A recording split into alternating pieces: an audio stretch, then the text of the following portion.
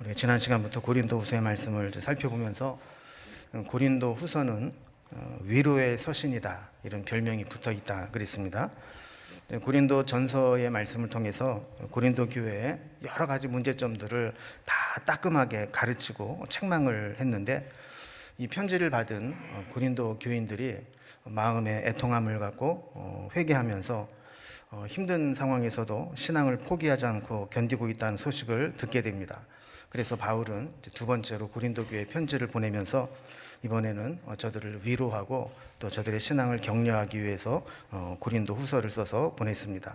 그래서 바울은 하나님을 위로의 하나님이시고 또 우리가 받아야 될 위로는 하나님의 위로다라는 말씀으로 시작을 했습니다. 그래서 3절 말씀 보면 우리의 하나님은 어떤 분이신가? 우리 주 예수 그리스도의 하나님이시고 또 자비의 아버지시고 모든 위로의 하나님이시다, 이렇게 이야기를 했습니다. 그러니까 자비의 아버지 또 모든 위로의 하나님, 이것이 바울이 그의 삶 속에서 체험한 하나님에 대한 고백입니다.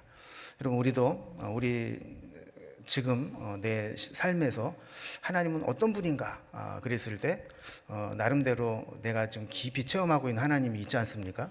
근데 바울은 지금 하나님은 자비의 하나님이시고 위로의 하나님이시다, 이렇게 고백을 하고 있는 겁니다. 바울은 복음을 전하면서 좀 절망스러운 상황들을 여러 차례 만났습니다. 복음을 전하다가 복음을 반대하는 자들의 극렬한 반대에 부딪힌 경험이 많습니다. 특히 선교를 다니면서 낯선 객지에서 복음을 전하다가 복음을 전한다는 이유로 사람들에게 붙들려 가서 매를 맞기도 했고, 아무도 도와줄 사람이 없는 감옥에 갇히기도 합니다. 심지어 돌에 맞아서 죽은 줄 알고 사람들이 성 밖에 거적대기로 싸서 내다 버릴 정도로 그렇게 위기를 만난 적도 있습니다. 그런데 바울이 이런 고난을 겪으면서 한 가지 깨달은 게 있습니다. 그게 뭐냐면, 하나님은 하나님의 사람이 고난 당하고 있을 때 함께 하고 계시고 저들을 도우시고 위로하신다는 것입니다.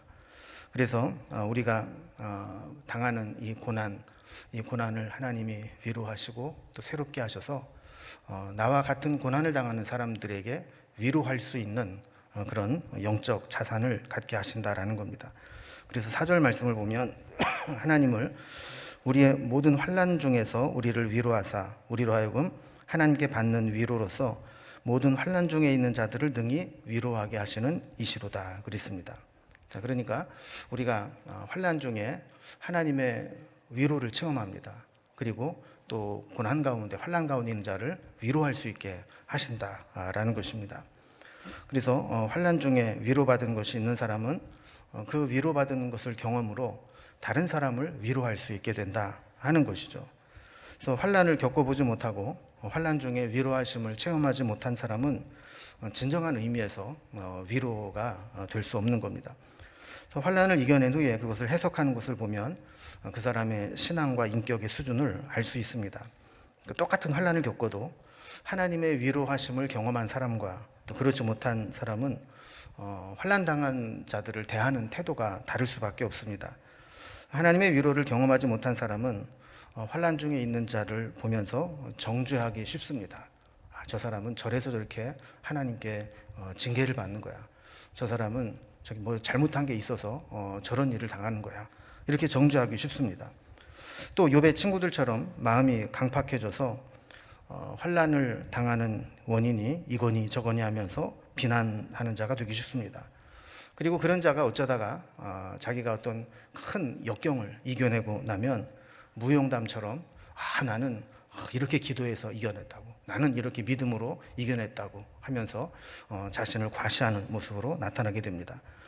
그러나 자기가 정말 환난 가운데 있을 때 하나님의 위로하심으로 이겨내 본 경험이 있는 사람은 그렇게 자기를 드러내거나 다른 사람을 비난하지 않습니다. 오히려 자기가 경험한 하나님의 위로를 함께 나누고 싶어하고 또 고난 가운데 있는 자를 긍휼히 여기는 마음으로 위로해 주게 되는 겁니다. 그래서 5절 말씀을 보면 그리스도의 고난이 우리에게 넘친 것 같이 우리가 받는 위로도 그리스도로 말미암아 넘치는도다.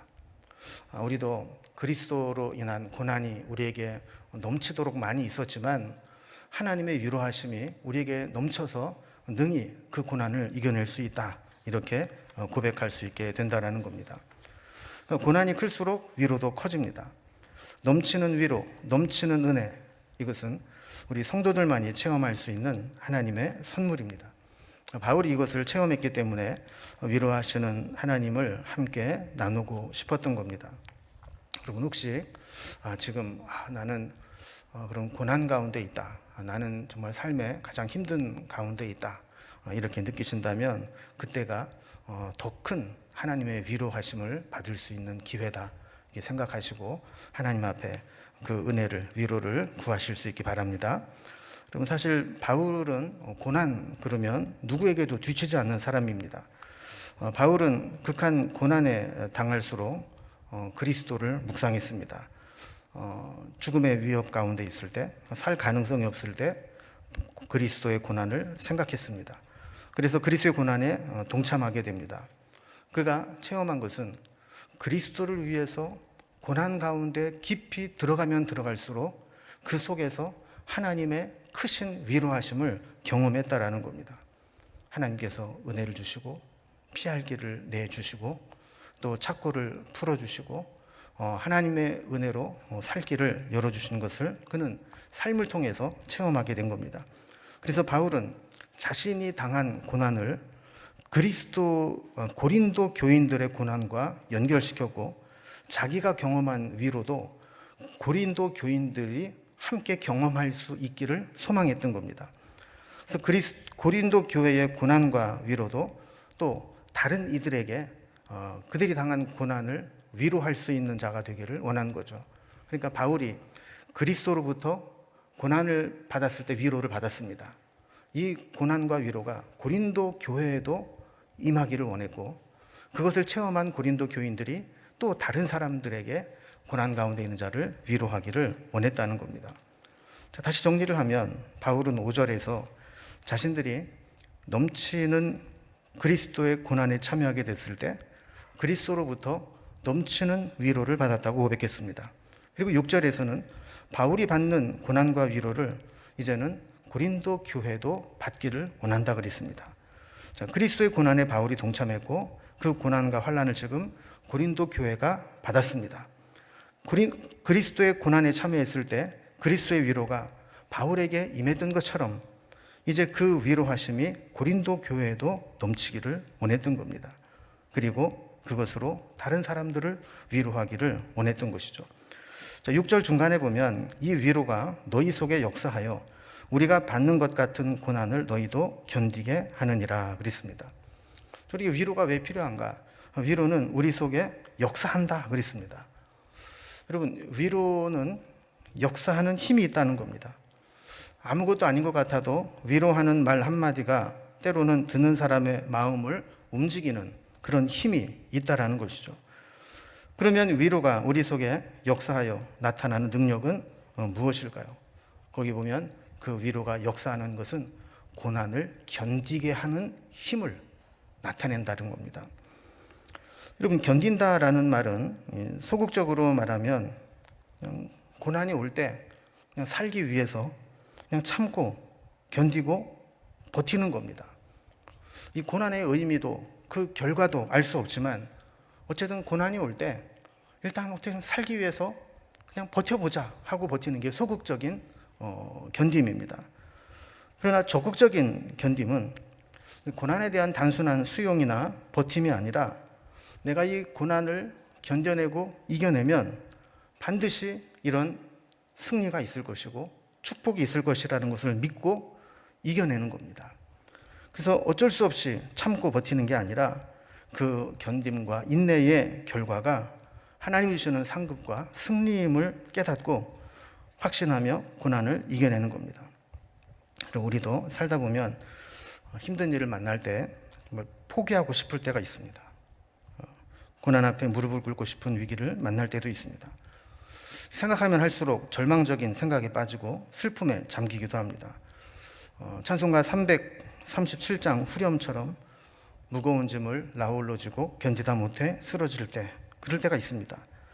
그런데 하나님의 위로와 은혜가 임하면 그런 상황 가운데서도 이겨낼 수 있는 힘을 얻게 됩니다.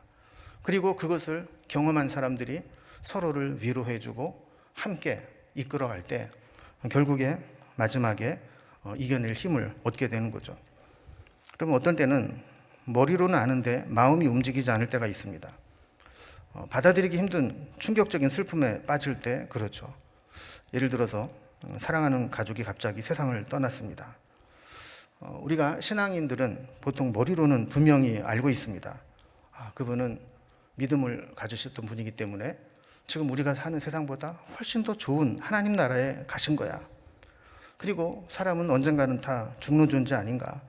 그리고 주님이 다시 오시는 날 하나님께서 전능하신 능력 가운데 썩어 흙으로 돌아간 육신을 다시 살리셔서 우리를 만나게 하고 영원히 살게 하실 거야. 그래서 돌아가신 분께도 축복이 되고 영광이 되는 것. 우리가 머리로는 지식으로는 다 압니다. 그런데 마음으로 가슴으로는 그렇게 이야기를 해도 와닿질 않습니다.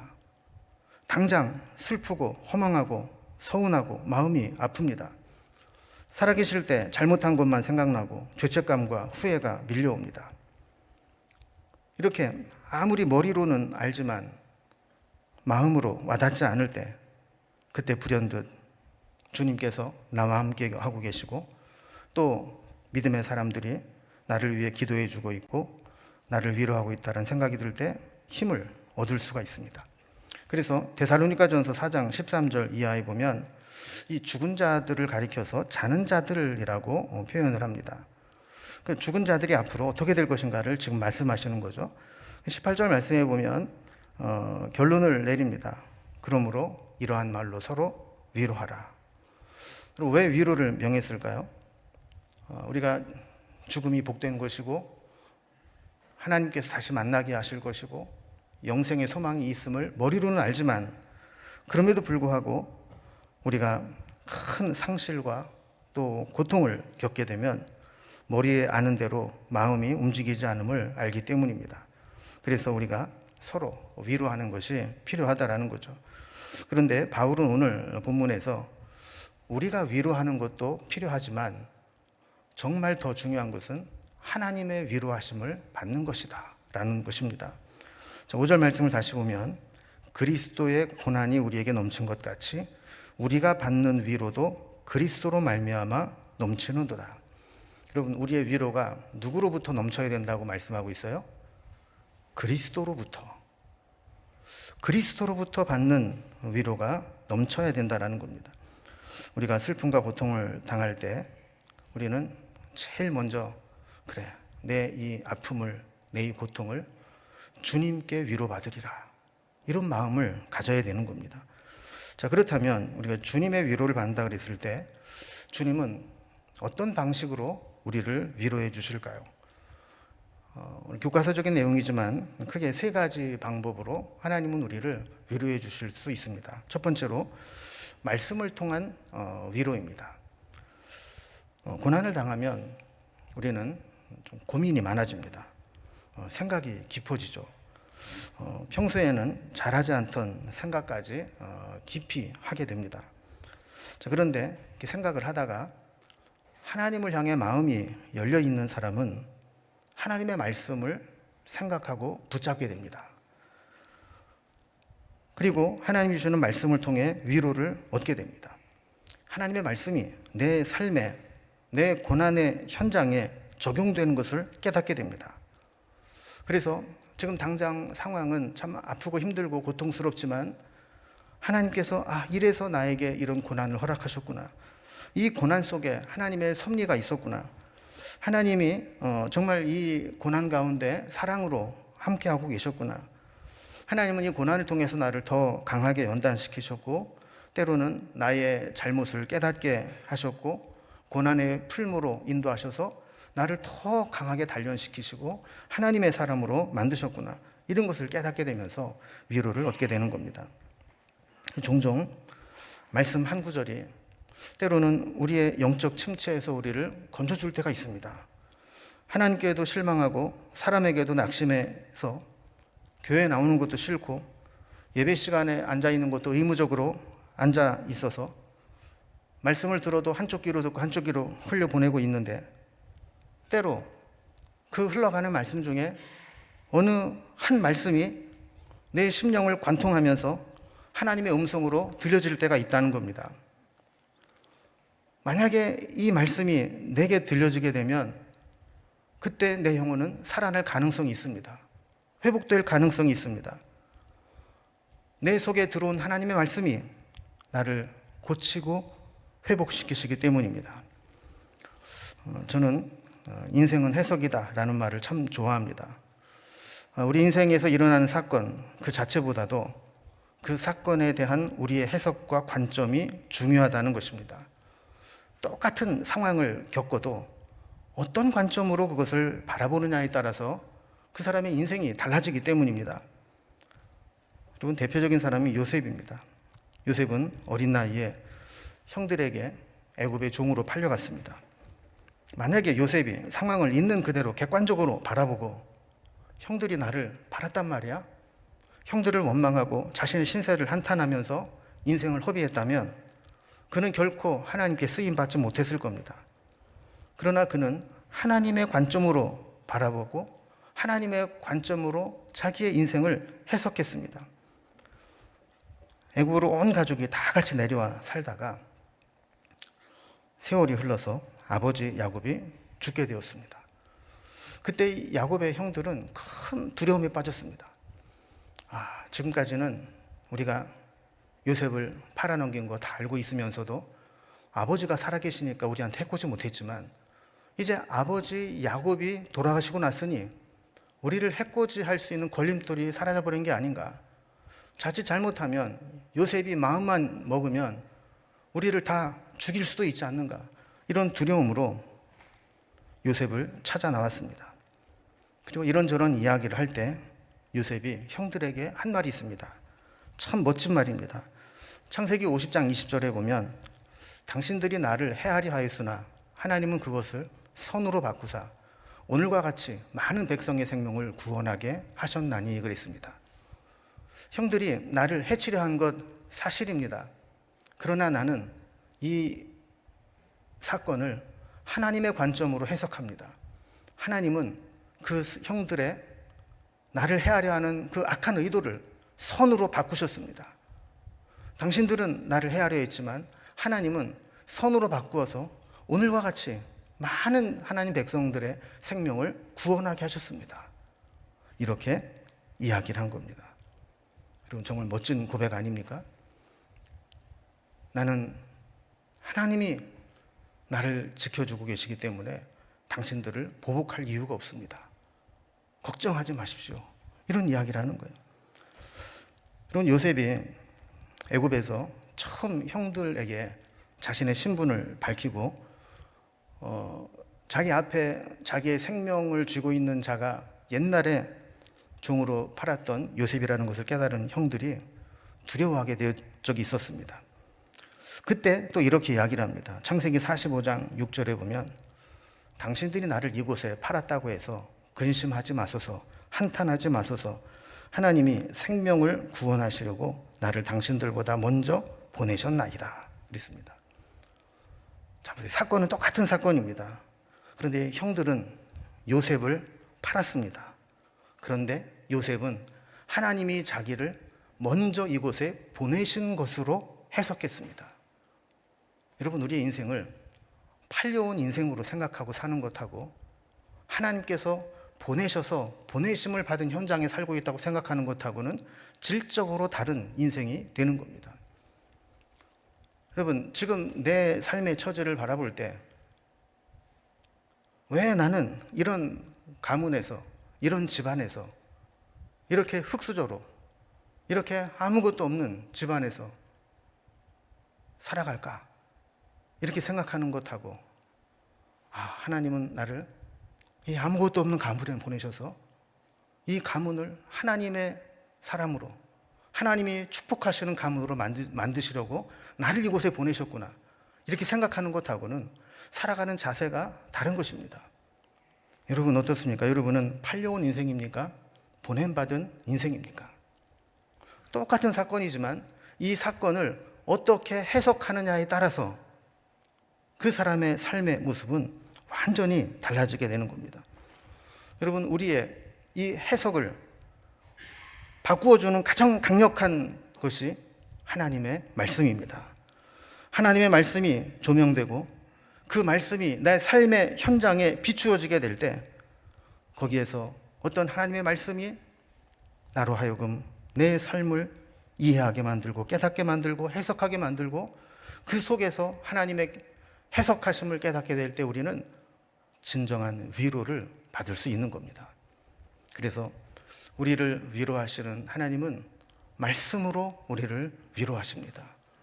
여러분, 사람의 말보다 하나님의 말씀으로 하나님의 위로하심을 경험할 수 있기를 바랍니다. 두 번째로 주님의 위로하심은 성령의 역사를 통해서 나타나게 됩니다. 고난을 당하는 사람들의 공통적인 특징은 마음이 가난해집니다. 뭔가 내 마음대로 다 될 때는 마음이 강팍해지죠.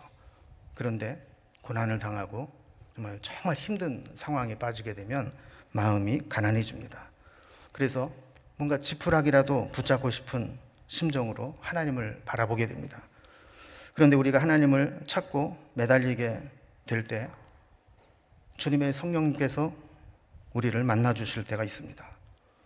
성령님이 우리를 터치해 주시고 우리 가운데 간섭하실 때가 있습니다. 그때 성령님을 만나면 위로하심을 얻게 됩니다. 로마서 5장 5절에 보면 소망이 우리를 부끄럽게 하지 아니함은 우리에게 주신 성령으로 말미암아 하나님의 사랑이 우리 마음에 부은 바 됨이니 그랬습니다. 여러분, 성령 하나님께서 우리 마음에 하나님의 사랑을 부어주실 때가 있습니다. 여러분, 부어준다라고 하는 것은 지금 강릉의 가뭄에 잠깐 이슬비처럼 내리는 그 정도가 아니라 막 장대비로 폭포수같이 쏟아 부어서 차고 넘치고 흘러가게 되는 것을 말하는 겁니다. 어느 순간 하나님의 사랑이 우리 가운데 부어진 바 되어서 우리의 가라앉은 심령을 가득 채우게 될 때 우리는 갈급한 심령의 위로를 얻게 되는 겁니다. 그리고 우리가 힘들 때, 고난 가운데 있을 때 하는 기도와 내가 평안할 때 아무 일도 없을 때 하는 기도와는 좀 다르지 않습니까? 우리가 정말 고난 가운데 있을 때, 정말 힘들 때는 기도라기보다는 하소연에 가까울 때가 있습니다. 하나님 앞에 푸념이라도 좀 해야 숨통이 트일 것 같아서 하나님을 부르고 하소연을 합니다. 그런데 기도하다 보면 어느 순간 주님의 성령님께서 우리의 마음을 가득 채워주실 때가 있습니다. 그것을 경험할 때 우리는 진정한 위로를 얻게 되는 겁니다. 성령께서 우리의 마음에 그 사랑을 가득 부은 바 되게 하시면 우리가 그동안 그렇게 힘들어했던 문제들이 가볍게 느껴지게 되고 능히 감당할 수 있게 되는 겁니다. 외적으로는 분명히 어려운 상황이 압박해 오고 있지만 하나님의 사랑이 부어짐을 경험한 사람은 마음속에 넘치는 은혜와 사랑을 느끼게 됩니다. 여러분, 우리가 고난 가운데에서 기도하는 것, 고난 가운데 하나님을 바라보는 것은 바로 이러한 위로와 은혜를 체험하기 위함입니다. 그래서 우리가 말씀으로 위로를 받기도 하고 또 때로는 성령의 위로하심으로 하나님의 사랑이 부어짐으로 위로를 얻기도 하는 것이죠. 세 번째는 우리 환경의 변화를 통해서 위로를 주시기도 합니다. 고난을 당했다라는 것은 뭔가 우리를 참 힘들게 하고 고통스럽게 하는 현실, 환경이 있다라는 것이죠. 그래서 어떤 때는 말씀으로 위로를 받아도 해결이 될 때가 있습니다. 우리가 때로 큐티를 하거나 설교 말씀을 듣거나 성경을 통독하거나 하는 가운데서 어떤 말씀이 내 마음속에 탁 핥히고 지나가듯이 지나갈 때 그 말씀이 나를 살리는 경험이 있기도 합니다. 때로는 이렇게 성령님께서 우리 가운데 하나님의 사랑을 부은 바 되듯 우리를 위로하실 때가 있습니다. 그러나 너무 힘든 상황에서는 말씀만 가지고는, 기도만 가지고는 그 상황을 빠져나오지 못할 때가 있습니다. 왜냐하면 이 나를 힘들게 하는 상황이 바뀌지 않으면 잠깐 견디고 유지되고 버틸 수는 있지만 근본적으로 나를 자유롭게 하지는 못하기 때문입니다. 이런 경우에는 하나님께서 기적 같은 은혜로 우리를 가로막고 있는 환경들을 변화시켜 주실 때가 있습니다. 그래서 우리가 확인할 수 있도록 하나님이 나를 사랑하셔서 이렇게 힘든 상황들을 다 벗겨주시고 나로 하여금 자유케 하시는구나, 이런 것을 경험하게 된다는 겁니다. 이렇듯 하나님은 우리에게 다양한 방법으로 우리를 위로해 주십니다. 하나님은 하나님의 자녀들을 결코 버리지 않으시고 반드시 이기게 하십니다. 그래서 여러분, 우리는 나름대로 때로는 시험이 올 때, 때로는 고난과 역경이 올 때 그것을 이겨내는 방법, 이것을 가지고 있어야 됩니다. 그것이 말씀을 통해서 내가 회복되는 것이든지, 기도하면서 성령의 부으심을 체험하든지, 기도의 능력을 힘입어서 그 내 앞에 있는 장애물들을 돌파해 나갈 수 있는 강한 믿음을 갖든지, 뭔가 나에게 시험이 오고 연단이 오고 고난이 왔을 때 그것을 이겨낼 수 있는 나만의 무기, 나만의 방법이 있어야 된다는 겁니다. 여러분, 우리의 인생과 시험은 이기는 삶을 사는 것도 중요하지만 지지 않는 삶을 사는 것도 필요합니다. 우리가 아무리 영적으로 승리하는 전적이 많아도 결정적이고 중요한 순간에 무너지게 되면 그것은 엄청난 상해를 입기 때문입니다. 여러분, 시험과 환난과 고난이 올 때 우리를 위로하시는 하나님의 은혜를 붙잡고 이겨낼 수 있기를 바랍니다. 믿음은 견디는 것입니다. 이것으로 끝나지 않을 것이라고 믿고 나를 위로하시고 이겨내게 하실 하나님을 믿고 버티고 견디는 것입니다. 어떤 사람이 그렇게 얘기했습니다. 성공한 사람의 특징은 모든 사람들이 다 포기하는 그 자리에서 한 번 더 견디는 것이다. 모든 사람들이 노력하지 않는 게 아닙니다. 다 열심히 살아갑니다. 그런데 다 성공하지 못합니다. 그 이유는 다 포기하는 그 자리에서 함께 포기했기 때문입니다. 그런데 성공하는 사람은 그 자리에서 조금 더 견디는 사람들이라는 거죠. 여러분, 신앙도 마찬가지입니다. 기도도 마찬가지입니다. 남들은 다 기도하다가 이쯤이면 하나님도 안 들어주시는가 봐 하고 포기해버리고, 남들은 이건 하나님 뜻이 아닌가 봐 그리고 다 포기해버리는데, 기도의 응답을 받고 하나님의 뜻을 이루는 사람들을 보면 남들 다 포기할 때 조금 더 견디고 조금 더 버티면서 조금 더 기도하고 조금 더 하나님께 붙들려 있는 사람들이라는 것입니다. 유튜브에 쇼츠의 짧은 설교 중에 이런 부분을 보고 제가 감동을 받았습니다. 하나님은 절대로 우리의 눈물을 눈물로 끝나게 하지 않으신다라는 겁니다. 여러분, 믿음의 사람들에게 하나님은 그들이 눈물로 기도하고 눈물을 심었던 것은 결코 눈물로 끝나게 하지 않으신다는 겁니다. 어디에선가 반드시 우리가 알지 못했던 위로와 상급과 열매를 허락해 주신다는 거죠. 지금 이 고난 가운데 믿음으로 잘 견뎌내면 그것이 우리에게 주님의 위로를 얻고 믿음의 열매를 거두고 하늘의 상급을 받게 되는 결과를 주실 것이라는 겁니다. 여러분, 누구나 힘들고 어려운 때가 있습니다. 이때 우리가 기억해야 될 것은 이때가 하나님의 위로하심을 구할 때고 하나님의 위로하심을 경험할 기회라는 것입니다. 그리고 우리가 하나님의 위로하심을 경험했다면 이제 다른 사람을 위로하는 사명이 생긴 것입니다. 괴로울 때 주님의 얼굴 보라, 이런 찬송이 있죠. 우리가 힘들 때 괴로울수록 주님을 바라보며 주님의 위로를 얻어야 합니다. 괴로울 때 다른 곳을 바라보면 사고를 치게 돼 있습니다.